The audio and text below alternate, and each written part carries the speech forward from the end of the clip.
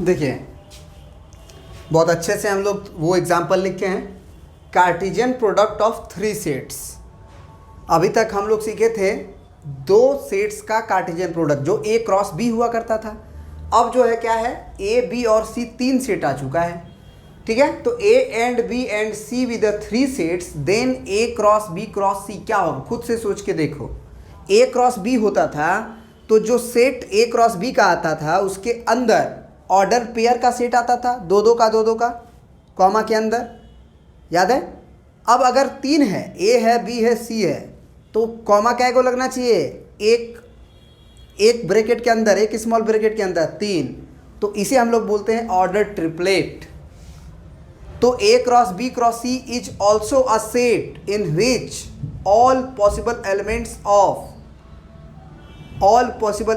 Of A B and C, लेकिन किस form में, are in the form of A comma B comma C, in which first elements from A set, second elements from B set and third element from C set must be noted that, कि दूसरा element में B से आएगा, तीसरा element में सी से आएगा, पहला से ए से आएगा।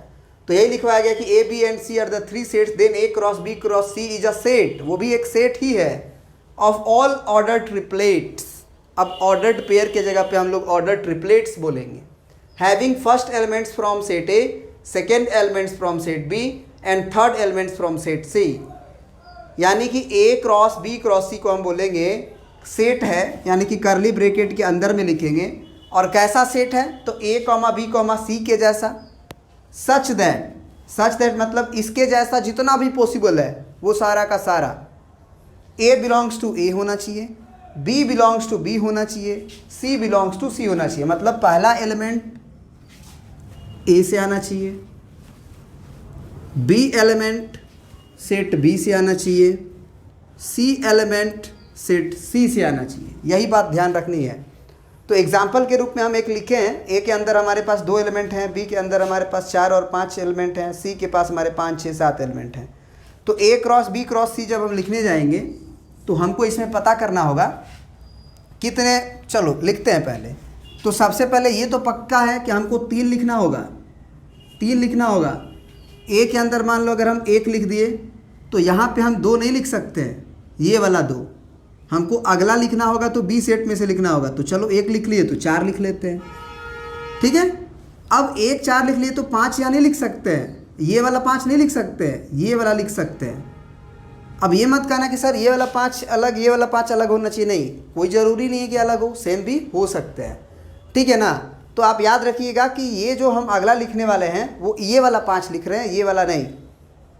5 अलग नहीं हो सकता है, लेकिन समझने के लिए हम कभी भी लिखेंगे तो ये तीसरा में हम यही वाला 5 लिख सकते हैं, ठीक है ना। यानी कि आप ये भी कह सकते हो कि जो यहाँ वाला 5 है वो दूसरे स्थान पे ही आएगा, और यहाँ वाला जो 5 है वो हमेशा आएगा तो तीसरे स्थान पे आएगा। ये बात ध्यान देने वाली है, ठीक है ना। तो अगर आप ज़्यादा कंफ्यूज हो रहे हैं तो पहले आप इसको क्या कर लीजिए, 8 कर लीजिए, मान के चलिए, है ना, 8 कर लीजिए। और एग्जाम्पल्स में हम लोग कर लेंगे 5 वाला भी। तो यहाँ से 1 4 8 होगा। फिर और क्या हो सकता है, ऑल पॉसिबल लिखना है, ऑल पॉसिबल लिखा है ना, the set of all order triplet, जितने भी ऑर्डर ट्रिपलेट्स पॉसिबल हैं वो सारे के सारे लिखना है। तो अगर 1 4 8 लिख लिए हो तो और क्या लिखोगे, 1 4 से पहले सोच लो, तो 1 4 8 हुआ, 1 4 6 हो सकता है, 1 4 7 हो सकता है, तो 1 4 6 हो सकता है, फिर 1 4 7 हो सकता है, कॉमा से सेपरेट करना है, और ये एक एलिमेंट कहे जाएंगे, याद रखना। 1 4 8 जो है वो ए क्रॉस सी का एक एलिमेंट है, 1 4 6 जो है वो इसका एक एलिमेंट है। आप इसके ऑर्डर को इसको यहाँ कर सकते हो, लेकिन इसके अंदर के एलिमेंट्स को इधर उधर नहीं कर सकते हो, क्योंकि यहाँ पे मस्ट भी है कि जो भी पहला एलिमेंट है वो इससे आएगा, दूसरा जो कॉमा के बाद है वो इससे आएगा, और तीसरा जो है वो इससे आएगा। तो चलो 1 4 से तो हम लिख लिए। अब 1 4 8 हो गया, 1 4 6 हो गया, 1 4 7 हो गया। अब 1 4 से नहीं लिख सकते हैं। अब क्या करते हैं कि 1 5 से लिखते हैं। 1 5 8 हो जाएगा, 1 5 6 हो जाएगा, 1 5 7 हो जाएगा। 1 से भी ख़त्म, फिर 2 से लिखते हैं, 2 के साथ 4 भी आ सकता है, तो 2 4 6 2 4 8 लिख लो, 2 4 6 लिख लो, 2 4 7 लिख लो, फिर 2 5 8 लिख लो, 2 5 6 लिख लो, 2 5 7 लिख लो। तो हम है ना यहाँ पे लिख देते हैं, आप नोट कर लीजिएगा, ठीक है। चलिए, तो हम A cross B cross C के अंदर एवरी एलिमेंट्स लिख चुके हैं। अगर ये देखो, ये क्या होता है ना कि कभी कभी लगता है कि छूटा तो नहीं ना है, बड़ी टेंशन होता है, छूटा तो नहीं ना है, क्योंकि मार्क्स कट जाएगा आपका, छूटा है कि नहीं है पता करने के लिए। तो आप जो है कैसे पता कर सकते हो कि छूटा है कि नहीं है, वो यहाँ से आपको यहाँ से पता चल जाएगा। कैसे? हम बोले कि A cross B cross C के अंदर कितने एलिमेंट हैं, ये पता किया जा सकता है बिना A cross B cross C को लिखे हुए। कैसे?